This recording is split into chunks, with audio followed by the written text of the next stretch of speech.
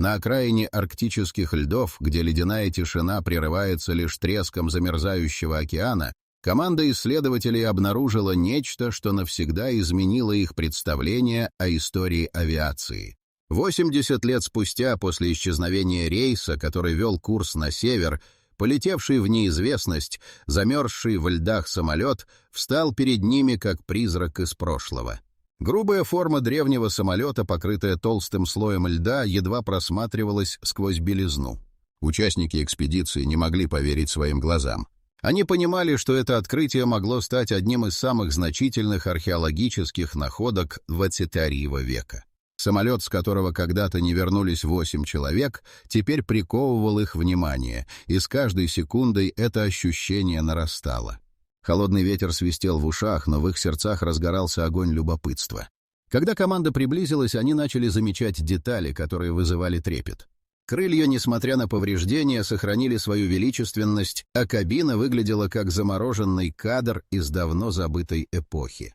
Каждое движение и каждый шаг по скользкому льду обострялось важностью момента. Исследователи знали, что то, что они откроют, может оказать влияние на их судьбы и будущие исследования. Уже в первый момент, когда исследователи прикасались к поверхности самолета, они чувствовали, что этот момент не совсем обычный. Это было не просто открытие, это была загадка, которую нужно было разгадать. Более того, людей, переживших последний полет, никто не видел, и ни одна запись не сохранилась. Что на самом деле случилось с рейсом, который исчез в арктических просторах? Почему никто не искал его в течение стольких лет? Пока один из исследователей, Эмили, заглядывала в кабину через замерзшее стекло, ее сердце забилось быстрее. Рука дрожала, когда она прикасалась к кристаллической поверхности, пытаясь понять, что скрыто внутри.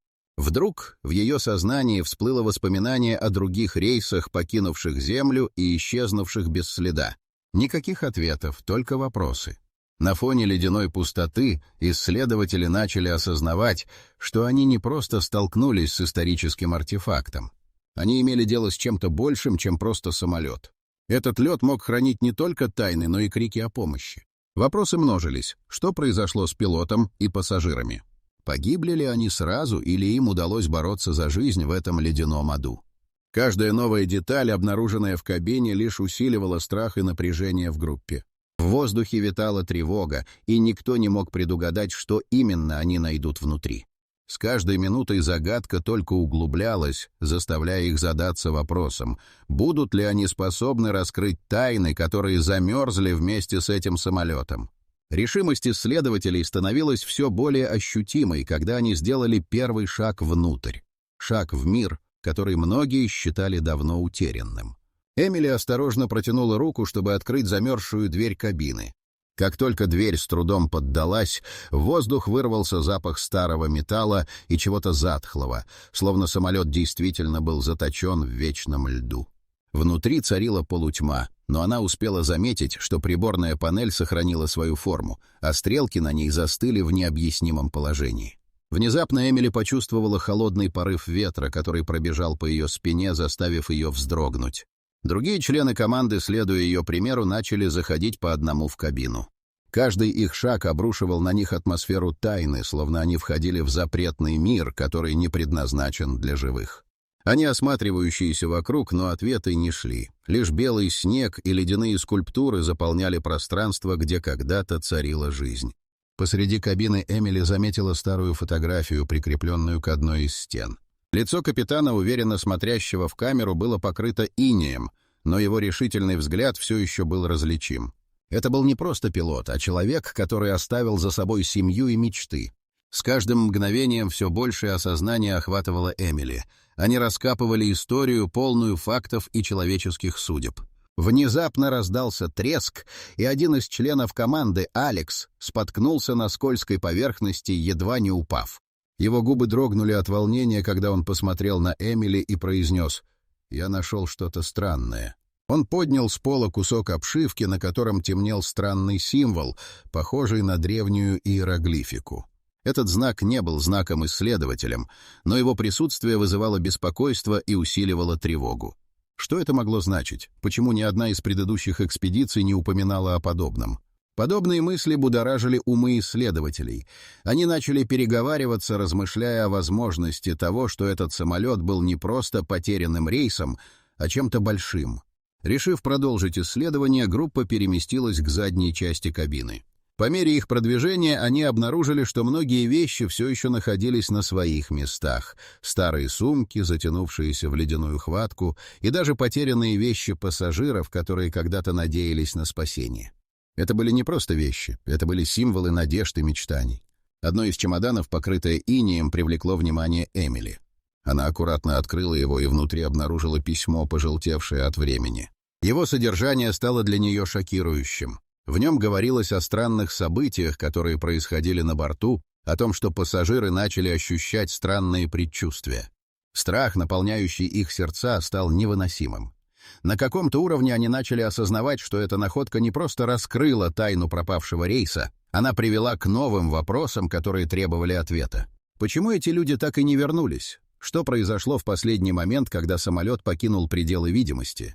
В их головах крутились мысли о том, что они могли вскрыть не только голубую бездну времени, но и радикально изменить понимание человечества о том, что произошло в этих ледяных просторах.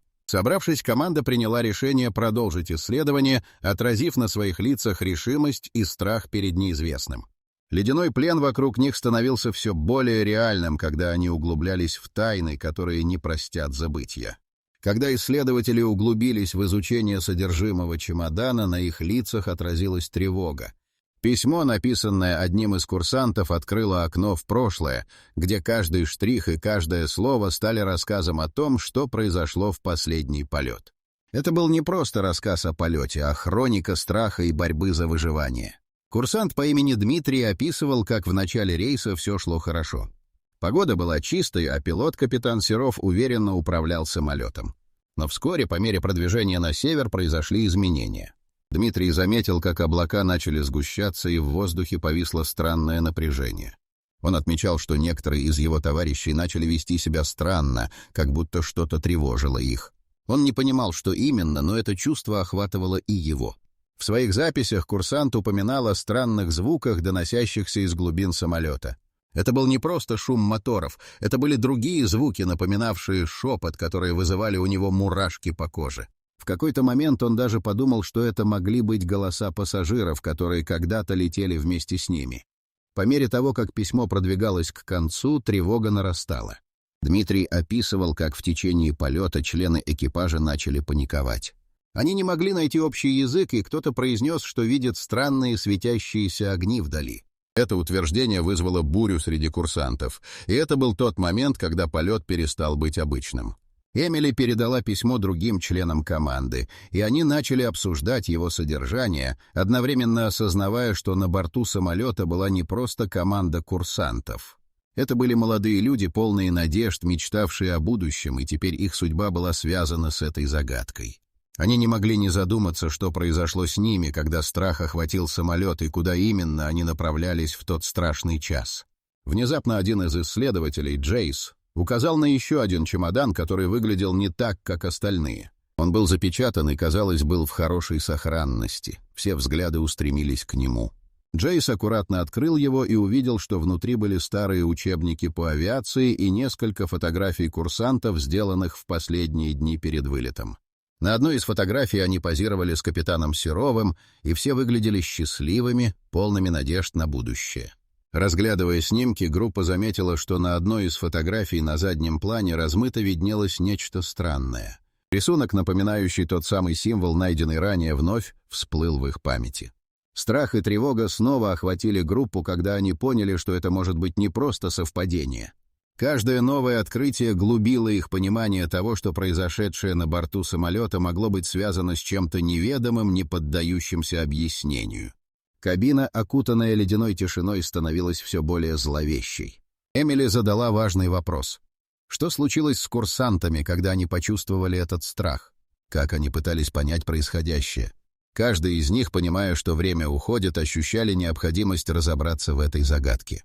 Они знали, что должны исследовать все, что осталось от самолета, чтобы разгадать его тайны, но не могли избавиться от ощущения, что их ждет что-то ужасное, что-то, что они не могут понять. Эмили, увлеченная находками, провела несколько минут, изучая старые учебники. Каждый разворот страниц вызывал у нее трепет, когда она пыталась понять, что связывало курсантов с теми событиями, которые они пережили. Вдруг ее внимание привлекло одно из изображений, на котором была изображена схема управления самолетом. На ней выделялись места для различных приборов, а в углу был нарисован тот самый символ, который они уже видели. Это заставило ее замереть от шока. Странный знак, похоже, имел отношение к чему-то большему, чем просто случайный элемент. Переполненные сведениями, члены группы начали направляться к задней части самолета, наметив маршрут для дальнейшего исследования. Однако в этот момент они столкнулись с неожиданной преградой. Один из членов команды, Роберт, который шел чуть позади, вдруг остановился и начал вслушиваться. Его глаза расширились от ужаса. «Слышите это?» — произнес он, наклонившись к земле. Остальные прислушались и обнаружили, что в тишине ледяного пейзажа раздавался еле уловимый звук. Это было подобно шепоту, но он не имел определенных слов, просто непонятное бормотание. Исследователи переглянулись, и в их глазах отразилась паника. Они стояли неподвижно, вслушиваясь в этот странный звук, который будто бы исходил из глубин самолета. С каждой секундой он становился все более настойчивым. Эмили, поддавшись смелости, сделала шаг вперед, несмотря на протесты своих коллег. «Это может быть что-то важное», — произнесла она, и ее голос прозвучал неуверенно, но с твердой решимостью. Группа последовала за ней, и вскоре они подошли к перегородке, которая отделяла кабину от грузового отсека. Ледяная преграда была непростой, но в ней уже образовалась трещина, и Эмили почувствовала, как ее сердце забилось быстрее. Она прикоснулась к поверхности и попыталась с усилием открыть ее. Внезапно треск льда раздался громче, и перегородка с трудом поддалась, открывая доступ к темноте. Когда они вошли, бедственное состояние грузового отсека стало очевидным. Среди старых вещей и обломков они обнаружили несколько рюкзаков, которые принадлежали курсанту. Каждый из них содержал личные вещи, письма от родных, фотографии и даже маленькие сувениры.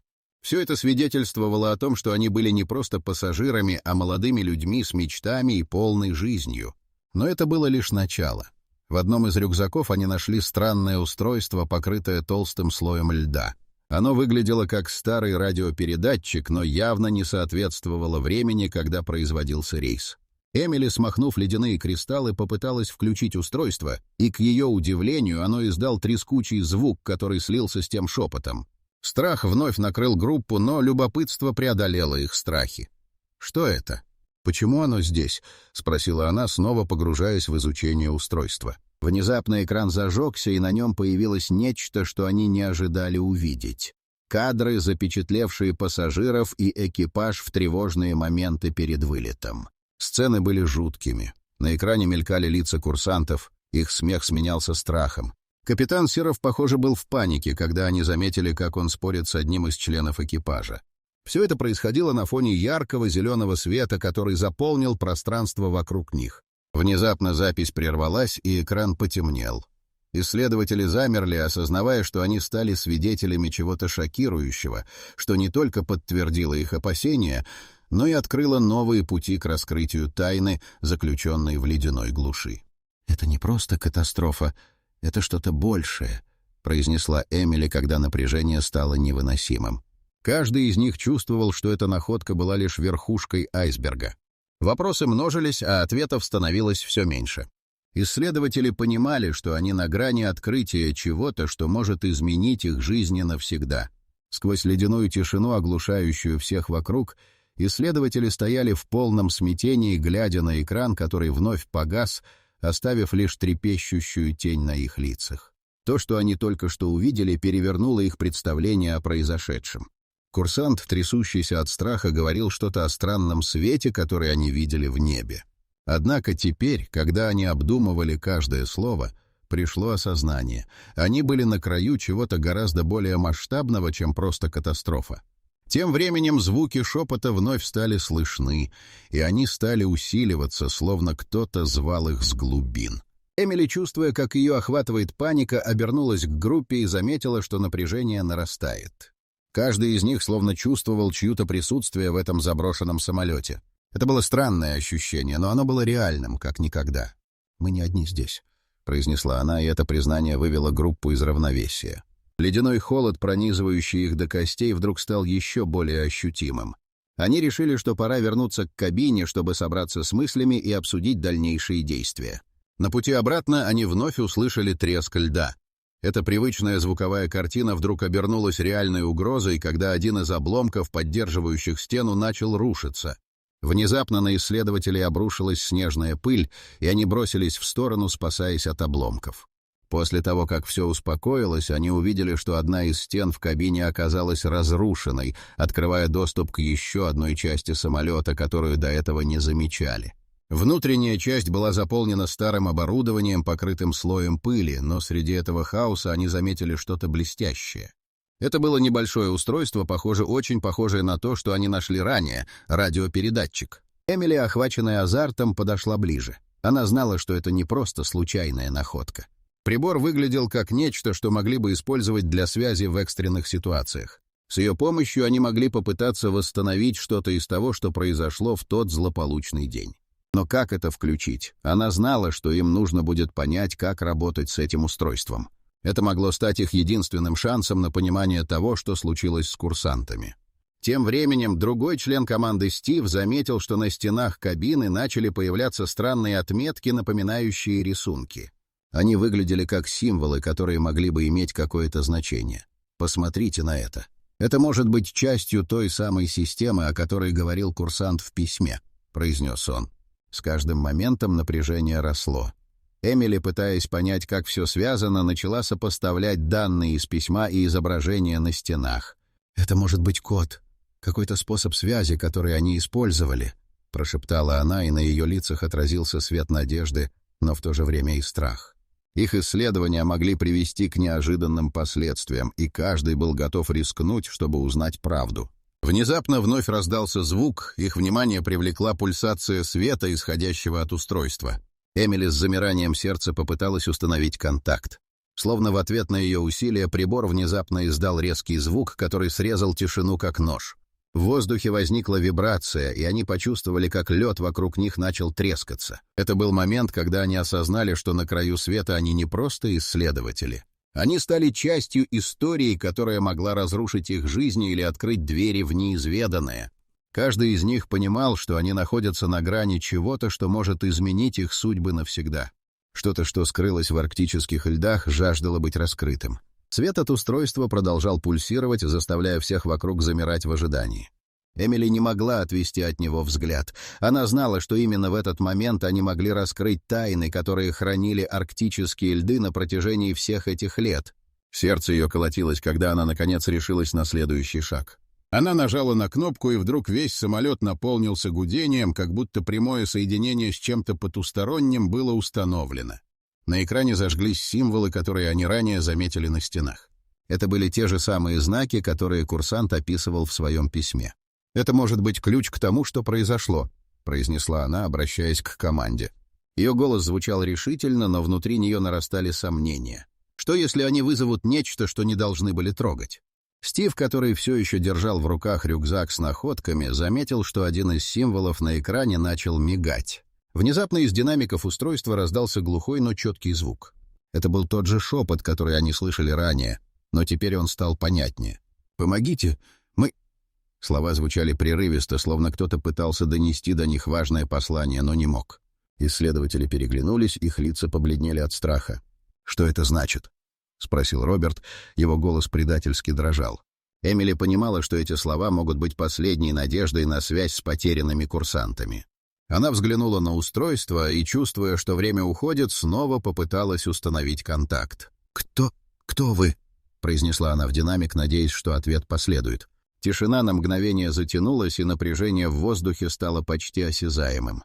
Но затем послышался ответ, и на экране засияло новое сообщение. «Курсант застряли». Это было шокирующее признание. Оказалось, что курсант, который оставил письмо, знал о том, что их рейс был не просто обычным полетом. Он говорил о чем-то засекреченном, о заданиях, которые они не должны были выполнять. Что-то произошло на борту, что изменило их судьбу. Они знали об этом, но не успели предупредить, проговорила Эмили, и ее голос дрожал от осознания. Внезапно вся группа почувствовала, что воздух вокруг стал холоднее, а лед начал трещать с новой силой, как будто что-то пробуждалось. «Нам нужно уйти отсюда!» — воскликнула Эмили, но оставаться в самолете было уже невозможно. Они чувствовали, как лед под ними с каждым мгновением становится все более нестабильным, словно готовый в любой момент поглотить их. Пока они пытались выбраться, Эмили заметила, что на одном из стендов, которые они не замечали раньше, появилось еще одно сообщение. Оно мелькало, как будто находилось на грани исчезновения. «Не дайте им вас найти!» Это было шокирующим открытием. По мере того, как они бежали обратно в кабину, каждый из них осознавал, что их исследование превратилось в нечто большее, в борьбу за выживание. Они были не просто исследователями. Теперь они знали, что сталкиваются с тем, что могло быть не просто аварией, а чем-то гораздо более зловещим. На выходе из самолета ледяные трещины начали растрескиваться, и команда поняла, что они должны разгадывать тайны этого рейса, пока не стало слишком поздно. Но что было на самом деле? Кто или что стояло за исчезновением курсантов? Эти вопросы продолжали преследовать их, и как бы они ни старались, ответов становилось все меньше, а опасность все ближе. Когда команда выбралась из самолета, ледяной ветер обрушился на них, как будто сам Арктический океан ощущал их страх. Эмили, рядом с ней Роберт и Стив, бросились к ближайшему укрытию, но, несмотря на все их усилия, напряжение не отпускало. С каждым шагом они ощущали, как под ногами трещит лед, и как будто сам лед скрывал в себе нечто зловещее. Внезапно раздался пронзительный звук, как будто кто-то снаружи звал их по именам. «Вы слышите это?» — прошептала Эмили, всматриваясь в снежную бурю. Команда замерла, и их взгляды пересеклись. Чувство надвигающегося бедствия охватило их, но казалось, что это не просто безумие, это было что-то реальное и угрожающее. «Это может быть кто-то из курсантов», — тихо произнес Роберт, но никто не мог быть уверенным. Поверив, что это всего лишь игра воображения, они продолжали двигаться дальше, но внутренний страх стал невыносимым. Каждым шагом они все больше ощущали, что их преследует что-то невидимое. Когда они достигли ледяной трещины, Эмили остановилась, чтобы посмотреть на карту, но в этот момент ее внимание привлекло что-то странное вдалеке. Она увидела силуэт, который быстро скользнул по поверхности снега. Это было нечто, что не поддавалось объяснению. Сердце застучало в груди, когда она поняла, что это может быть не просто оптическое явление. «Кто-то там есть», — произнесла она, и команда снова замерла. Они начали осматриваться, когда вдруг из-за поворота показалась тень. Она двигалась с невероятной скоростью, а ее форма казалась размытым изображением. Страх захватил их, когда они поняли, что не могут четко различить, что это. Это была не просто тень. Это было нечто, что таилось в льдах. «Бежим!» — закричал Стив, и команда бросилась в сторону, стараясь уйти от непонятного ужаса. Но чем быстрее они бежали, тем больше ощущали, как это нечто преследует их. Каждый вдох давался с трудом, когда ледяной воздух наполнял их легкие, а сердце колотилось в ритме паники. Внезапно один из них, Джейс, споткнулся и упал на землю, вызывая у остальных мгновение замешательства. Эмили и остальные остановились, чтобы помочь ему, но в тот момент, когда они обернулись, силуэт снова мелькнул, на этот раз ближе. Это было мгновение страха, когда они поняли, что их преследуют. «Кто это?» — закричал Роберт, и его голос звучал, как будто он пришел откуда-то издалека. Тень приближалась, и они чувствовали, как нарастающее давление охватывает их. Эмили понимала, что они могут стать следующими жертвами, если не найдут способ остановить это. Она, не раздумывая, схватила радиопередатчик, который они нашли в самолете, и в панике попыталась включить его. Раздаваясь глухие звуки, она произнесла: «Кто ты? Почему ты нас преследуешь?» Звук эхом раздавался в пустоте, но ответ пришел неожиданно. Тень остановилась, и они увидели, как на мгновение она стала четче. Это было лицо. Лицо курсантки, которую они видели на фотографиях. Ее глаза были полны страха и боли. «Не оставайтесь здесь. Уходим», — произнесла она, и ее голос был полон отчаяния. В тот момент Эмили поняла, что это не просто тень, а душа, застрявшая между мирами, которая не могла покинуть это место. Шок и ужас охватили группу, когда они поняли, что столкнулись с нечто, что выходит за пределы понимания. Паника охватила команду, но Эмили знала, что им нужно бежать. Словно в ответ на ее решимость, лед под ними вновь начал трещать, и они бросились вперед, оставляя за собой призрак, который не мог покинуть лед. Эта встреча изменила все. Теперь они знали, что не только ищут ответы, но и столкнулись с тем, что им не следует трогать. Эмили и остальные продолжали бежать, но страх уже не покидал их. Лед под ногами трещал, словно предвещая конец, и каждый шаг становился все более трудным. Их сердца колотились в унисон с ледяным пульсом этой беспокойной земли. Они знали, что не могут оглядываться назад. Призрак курсантки, который они видели, становился слишком реальным, слишком тревожащим. Но в то же время Эмили чувствовала, что они были близки к открытию, которое может все изменить. Когда они нашли временное укрытие за льдистыми скалами, Эмили в desperation схватила радиопередатчик и снова попыталась установить связь. Она знала, что это их единственный шанс понять, что произошло с теми, кто был потерян в этом ледяном адском мире. Ее руки дрожали, когда она нажала на кнопку в надежде, что ответ последует. «Кто-то, кто здесь, мы вас слышим. Скажите, почему вы здесь?» — с надеждой произнесла она. На экране вновь начали мелькать символы, которые они видели раньше, но на этот раз они стали понятнее. Из динамиков раздался глухой, но знакомый голос. «Вы должны уйти. Это не то, что вы думаете. Мы не хотим, чтобы вы узнали правду». Эмили поняла. Это голос капитана Серого. Слыша его, она почувствовала, как мороз пробирает до костей. «Что случилось?» — воскликнула она, и ее голос резонировал в тишине. Прошло всего несколько мгновений, прежде чем пришел ответ. Мы экспериментировали, и это вышло из-под контроля. Мы пытались покинуть эту землю, но не все смогли. В этот момент шок охватил всю команду. Они начали вспоминать все детали, которые они собрали за это время. Рейс, курсант, странные символы на стенах, шепот в кабине — все было связано. Эмили поняла, что курсантам не просто было приказано лететь на этот рейс. Они были частью чего-то большего, что-то, что было засекречено и скрыто. «Что вы сделали?» — спросила она, ее голос дрожал от страха. «Мы открыли не ту дверь. Наши исследования привели к пробуждению чего-то древнего, чего-то, что было здесь задолго до нас. Они не должны были знать, что мы обнаружили», — ответил капитан. Его голос звучал полон боли и отчаяния. «Вы должны уйти! Оставьте это место, пока можете!» Нарастающий страх в его голосе стал вновь слышен. Эмили почувствовала, как за ее спиной зашевелилась тень. Она обернулась, и ее взгляд встретился с призрачными глазами курсантки, теперь более четкими, но полными страха. Это было мгновение, когда все изменилось. Страх стал невыносимым, когда они поняли, что это не просто призраки, это были души, оставшиеся в плену в этих льдах. Мы пытались остановить это, но не смогли. «Теперь вы тоже находитесь в опасности», — произнес капитан, и Эмили поняла, что их поиски не привели к спасению, а к катастрофе. Все эти годы лед хранил в себе не просто тела, а что-то гораздо более зловещее, древнее зло, которое не хотело, чтобы их нашли. «Вы должны уйти!» — снова закричал капитан. И в этот момент ледяная земля под ними дрогнула, как будто стараясь их поглотить. Эмили почувствовала, как силы покидают ее. Она знала, что если не найдут способ покинуть это место, так же, как и курсантки, они могут стать частью этой бездны. С каждым мгновением время уходило, и они были на грани того, чтобы стать очередной жертвой, запертой среди ледяных просторов. Паника охватила команду, и Эмили знала, им нужно действовать быстро. У них был только один шанс — выбраться из этого ледяного ада, прежде чем тьма поглотит их навсегда.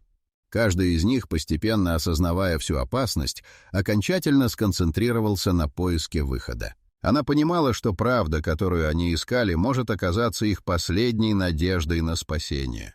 Ледяная пустота вокруг Эмили и ее команды становилась все более угрюмой. Они понимали, что каждая секунда на счету. Внутри них боролись отчаяние и решительность, но теперь у них не было времени на сомнения. Ответы, которые они искали, грозили стать их последним открытием. «Что же делать?» — произнесла Эмили, глядя на своих коллег, которые были одержимы мыслью о спасении. Вопрос о том, что произошло с исчезнувшими пассажирами, теперь стал еще более актуальным. Она вспомнила слова капитана Серого. «Мы пытались остановить это». Но что именно они пытались остановить? И почему все эти годы никто не искал курсантов и их самолет? Пробираясь по труднопроходимым ледяным коридорам, команда начала осознавать, что события, произошедшие на борту, были не просто случайностью. Они стали частью чего-то более зловещего, — тихо произнес Стив, и его голос дрожал от страха. В их головах вновь начали возникать образы курсантов, которых они видели на фотографиях, но теперь эти образы стали более четкими. Эмили чувствовала, что она видит не просто призраков, но и души, запертые в плену, из-за действий, о которых они не подозревали. Внезапно из глубины обломков послышался звук, похожий на шепот. «Помогите! Не оставляйте нас!» — доносился голос. Это были голоса пропавших курсантов, которые пытаются достучаться до них. Эмили замерла, и ее сердце заколебалось. Они не только искали ответы на вопросы, но и стали свидетелями страха и боли тех, кто не смог выбраться. «Мы должны помочь им», — произнесла она, и ее решимость начала преодолевать страх. Команда переглянулась, и в их глазах отразилась новая цель. Они не могли бросать курсантов. Это было не просто их исследование, это было их призвание. Они должны были освободить их души, прежде чем сами станут их частью. Двигаясь по обломкам, они наткнулись на еще один радиопередатчик, но этот выглядел иначе. Он был покрыт странными знаками, похожими на те, что они видели на стенах. В этом устройстве они увидели возможность. Шанс связаться не только с призраками, но и попытаться понять, как освободить их. Эмили собрала всю свою смелость и снова включила передатчик. «Может, мы можем помочь вам», — произнесла она, и ее голос раздался в тишине, словно крик души. На экране вновь возникли символы, но на этот раз они стали мельчить, создавая ослепительное свечение. И тут же вокруг них послышался глухой звук, и лед под ними зашевелился. «Вы не сможете нас спасти», — произнес шепот, но в нем уже была легкая надежда. «Мы стали частью этого места. Мы потеряны. Но вы можете освободить нас, если поймете, что произошло». Эмили почувствовала, как ее сердце замирает. Теперь они знали. Курсантам удалось не только остаться в памяти, но и стать частью чего-то большего, о чем никто не догадывался. «Нам нужно выбраться отсюда», — произнесла она, понимая, что их шансы на спасение теперь зависят не только от них, но и от сил, скрывающихся в ледяной бездне. Они должны были найти способ защитить себя от того, что сделало курсантов жертвами. Каждый шаг вперед становился все более опасным, но еще более важным. Они должны были разгадать тайну, прежде чем сами станут ее жертвами.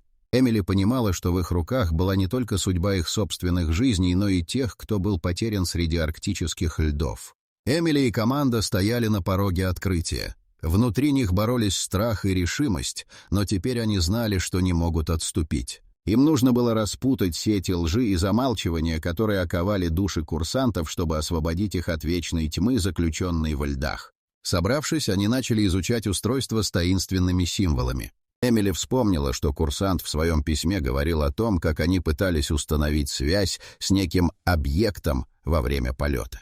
Этот объект был тем, что вызывало страх и, возможно, их гибель. Она поняла, что именно этот объект следовало найти, чтобы освободить души и, возможно, предотвратить повторение трагедии. По мере того, как они двигались к задней части самолета, лед продолжал трещать, и команда чувствовала, что время уходит. Каждый шаг приближал их к истине, но также поднимал новые вопросы. Как они могли противостоять тому, что скрыто в этих ледяных глубинах? На этом этапе все мысли о выживании смешались с желанием разгадать эту зловещую тайну. Когда они достигли места, где когда-то находился грузовой отсек, Эмили заметила, что лед там был особенно хрупким. Внезапно она увидела нечто, что сверкало в свете их фонарей. Это был кусок странного металла, частично скрытый под ледяными обломками.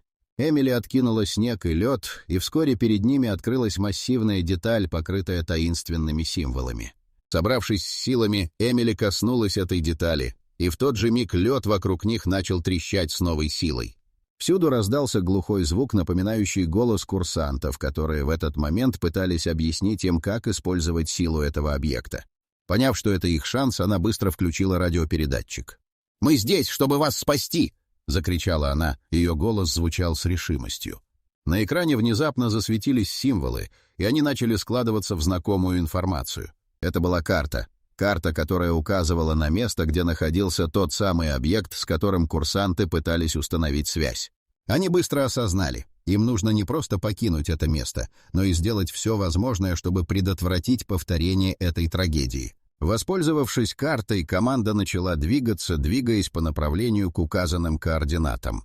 Но лед продолжал трещать, и они знали, что время на исходе. Когда они достигли указанного места, их глазам открылась пещера, замороженная во льду. Внутри нее находился древний артефакт, окутанный светом. Эмили, не раздумывая, подошла ближе. Это было то, что они искали — устройство, способное соединить души с миром живых. Она поняла, что если они смогут активировать его, это может стать их единственным шансом на спасение.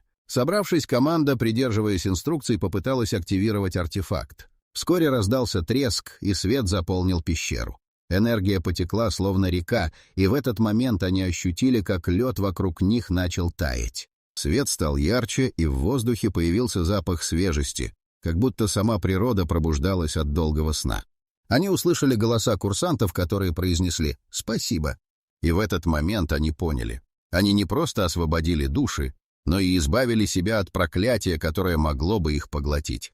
Когда свет погас, на месте артефакта остался лишь кусок льда. Команда, истощенная, но полная решимости, выбралась наружу. Они осознали, что это приключение навсегда изменило их жизни. Тайна, которая осталась в вечном льду, теперь обрелась. Они расплатились за свои знания, но забрали с собой истинное понимание важности их исследований. Возвращаясь, они знали, что не только разгадали тайну, но и оставили за собой след, который навсегда останется в их сердцах. Эмили посмотрела на тающие льды за спиной и поняла, что теперь они могут рассказать миру о том, что произошло здесь. Эта история больше не была забыта, она была освобождена, и вместе с ней души курсантов.